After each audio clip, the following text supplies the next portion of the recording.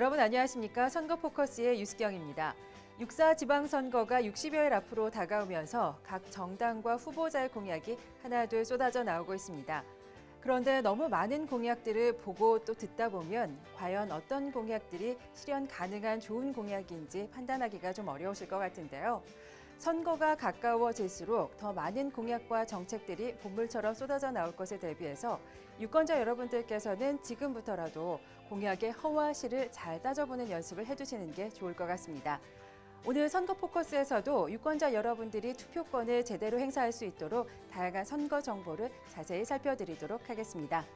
먼저 한 주간 있었던 선거관리위원회 다양한 행사와 이슈를 소개하는 위원회 소식부터 함께 하시죠. 지난 3월 21일 서울 잠실 실내체육관에서는 제6회 전국 동시지방선거 대비 사전투표시연회 및 개표시연회가 열렸습니다. 이날 행사에는 주요 정당과 예비후보자, 언론사 관계자뿐만 아니라 투개표에 관심을 갖고 있는 많은 분이 참석했는데요. 전국 단위로는 처음 실시하는 사전투표제도의 투표 절차와 신형 투표지 분류기의 운용 방법 등 개표의 전 과정을 상세히 알려주고 최적의 투개표 관리 방법을 찾기 위해 마련됐습니다. 이번 시연회에서는 실제 선거와 동일한 규모의 사전투표소와 개표소를 설비하고 서울시 선관위 직원 등 총 300여 명이 투개표 사무원으로 역할했는데요. 사전투표 시연에서는 사전투표 제도 소개와 사전투표 방법을 안내한 뒤 참가자들이 실제와 똑같이 사전투표를 체험하는 시간을 가졌습니다. 그리고 이어진 개표 시연에서는 실제 개표 절차와 동일하게 투표함을 개함한 뒤 신형과 구형 투표지 분류기를 비교해 평균 분류 속도와 개표에 걸리는 총 시간을 확인했는데요. 이를 통해 신형 투표지 분류기의 개선된 성능을 알리는 계기가 됐다는 평가였습니다. 또한 시연 이후에는 참가자들의 투표 참여 느낌과 개선 사항을 듣는 뜻깊은 자리도 마련했는데요.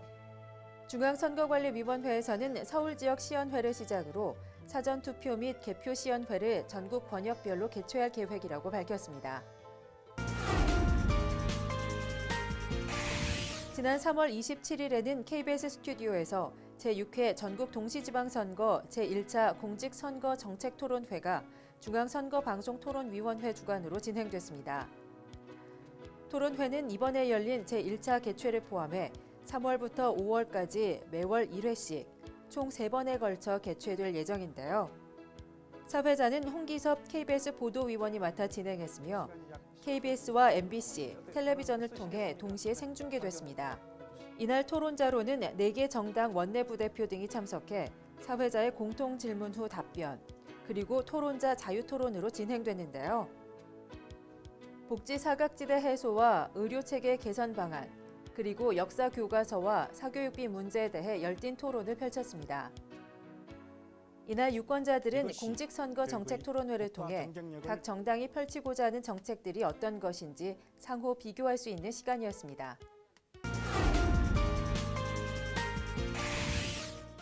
이번에는 선거 정보를 자세히 알아보는 선거정보통 시간입니다. 오늘은 공정하고 건전한 토론 문화를 정착하기 위해 노력하는 선거방송토론위원회와 이제 막 창설돼 힘찬 행보를 시작한 선거 여론조사 공정심의위원회에 대해서 자세히 살펴보겠습니다. 오늘 함께해 주실 중앙선거관리위원회 고은주 리포터 나와주셨습니다. 안녕하세요. 안녕하세요. 네, 선거 시즌이 되면 빠지지 않고 볼 수 있는 것 중에 하나가 바로 선거방송 토론인데요. 지상파에서도 중계를 하다 보니까 TV를 시청하는 가정이라면 누구나 다 볼 수가 있는데요. 이런 토론회를 준비하는 곳이 바로 선거방송 토론위원회죠. 네, 중앙선거관리위원회의 산하기구인 선거방송토론위원회에서 맡고 있습니다. 후보자의 대담토론회와 정당의 정책토론회 같은 각종 토론회를 개최 관리하고 있죠. 네, 선거방송토론위원회가 정당과 후보자의 정책과 공약을 유권자에게 알리고 정책 선거를 만드는 데 많은 역할을 하고 있었네요. 그런데 얼마 전에 선거방송토론위원회에 중요한 행사가 있었다고요? 네, 선거방송토론위원회가 올해로 창설 10주년을 맞아 그 기념 행사를 열었습니다. 그 현장을 화면에 담아왔습니다. 3월 14일 선거방송토론위원회 10주년 기념행사가 한국프레스센터에서 개최됐습니다. 이날 행사에는 방송통신위원회, 한국케이블TV협회, 언론사, 학회, 유관기관의 대표자와 관계자가 참석해 자리를 빛내줬는데요. 오전 10시부터 진행된 기념식은 창설 10주년 경과보고를 시작으로 주요 내외빈 축사와 유공자 포상 순서로 진행됐습니다. 특히 이날 기념식에서는 창설 10주년을 맞아 새롭게 도약하는 선거방송토론위원회의 발전적인 미래 가치를 담은 CI와 슬로건, 미래 비전이 선포돼 그 의미를 더했습니다. 이제 저희 선거방송 토론이 어느 정도 정착되었다고 생각을 하고 또 10주년을 맞아서 앞으로 더욱 우리의 선거 문화를 바꾸고 또 후보자 선거 토론을 더 활성화할 수 있는 그런 다짐을 하는 자리가 돼서 여러 직원분들 또 위원분들과 함께 기쁘게 생각합니다. 이날 오후에는 유권자 토론회가 이어서 열렸는데요. 선거방송 토론 10년, 성찰과 미래라는 주제를 놓고 7명의 토론자들이 자유토론을 펼쳤습니다.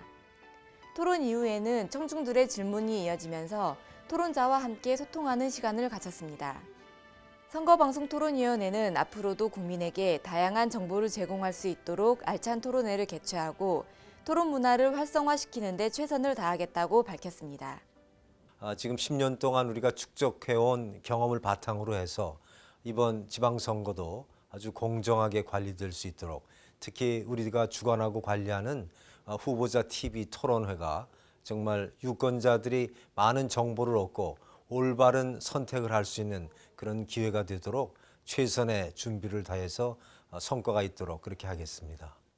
네, 지난 10년간 선거방송토론위원회는 정당과 후보자의 목소리가 돼주고 또 유권자에게는 눈과 귀가 돼주고 있었네요. 그런데 선거방송토론위원회가 모든 선거방송을 주관하나요? 그렇지는 않습니다. 선거방송토론위원회뿐만 아니라 언론기관이 후보자를 초청해 자율적으로 개최할 수도 있습니다. 네. 방송사나 신문사에서도 대담이나 토론회를 개최할 수 있군요. 그럼 먼저 이런 대담 토론회에 대해서 간략히 설명을 좀 부탁드릴게요. 네. 후보자를 초청한 대담 토론회는 유권자가 후보자의 정치적 견해, 공약을 방송을 통해 듣고 서로 비교해서 자신이 선호하는 정책을 내놓은 사람을 선택할 수 있도록 마련된 제도입니다.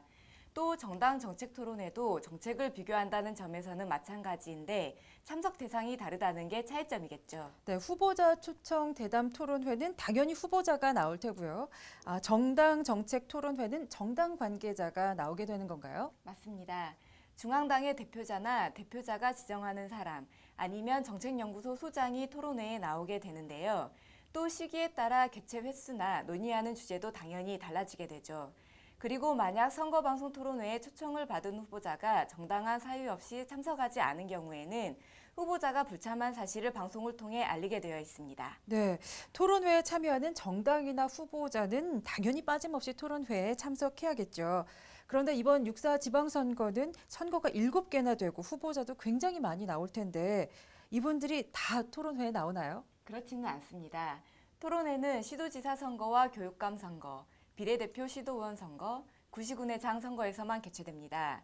그리고 이를 각각 시도선거방송토론위원회와 구시군 선거방송토론위원회가 주관하게 되는데요. 각 선거별로 1회 이상 토론회가 개최되니까 유권자 여러분께서는 본인의 선거구와 관련된 토론회를 최소 4회 이상 보시게 될 겁니다. 네, 토론회를 개최하는 선거가 한정이 돼 있는 거군요. 그런데 방송을 보면 대담이나 토론을 하는 것이 아니라 후보자가 한 명씩 나와서 연설을 하기도 하던데요. 네, 그건 후보자 합동 방송 연설회라고 하는 건데요. 자치 구시군의 장 선거에서만 할 수 있습니다. 후보자가 한 명뿐이거나 5명 이상인 경우와 같이 대담 토론회를 개최하기 어려울 때 이 연설회를 개최하기도 하는데요. 후보자마다 10분 이내로 연설 시간을 공평하게 배분해서 정책이나 정견 등을 발표할 수 있도록 하고 있습니다.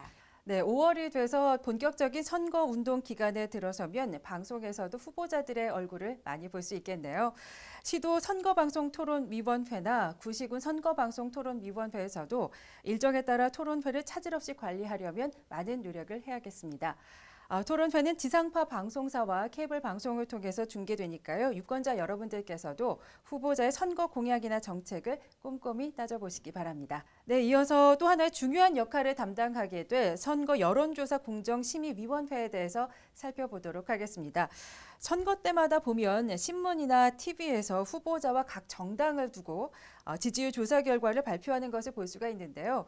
저도 선거 때가 되면 이 여론조사 전화를 받은 적이 있어요. 그런데 그 기간에 같은 후보자를 대상으로 조사한 결과인데도 결과가 크게 차이가 날 때가 있더라고요. 네.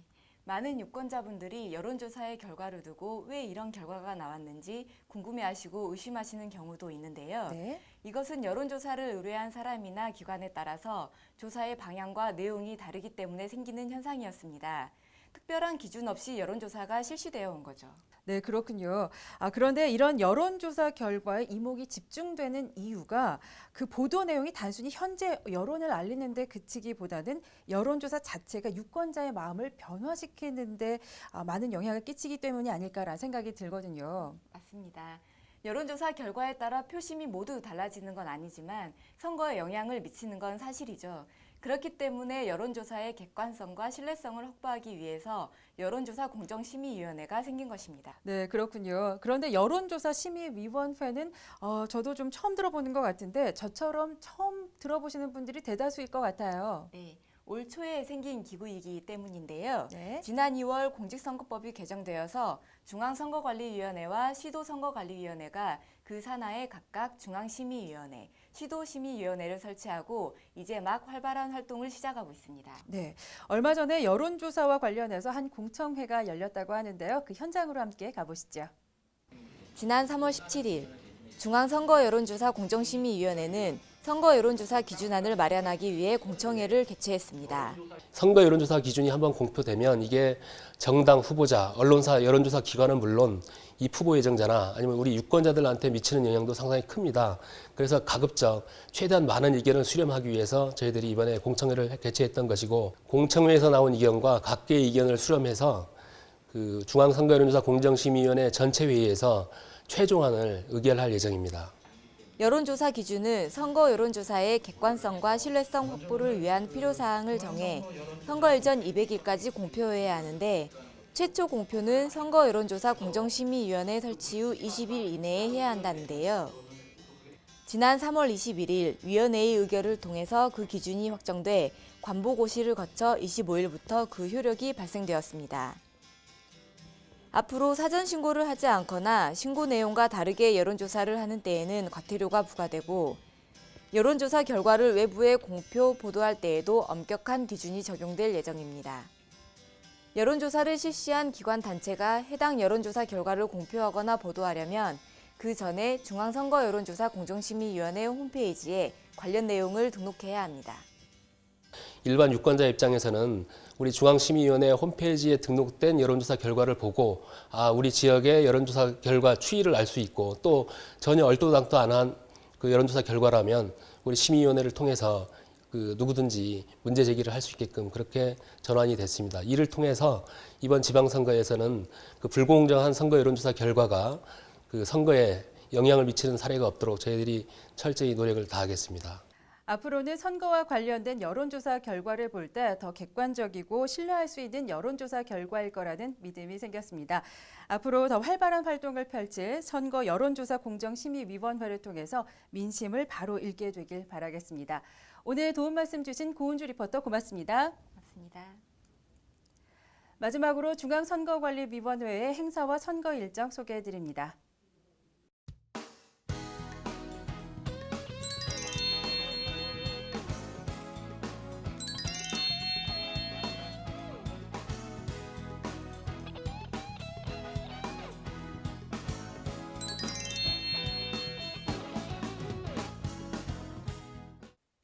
민주주의는 마치 살아 숨쉬는 생명체와 같다고 합니다.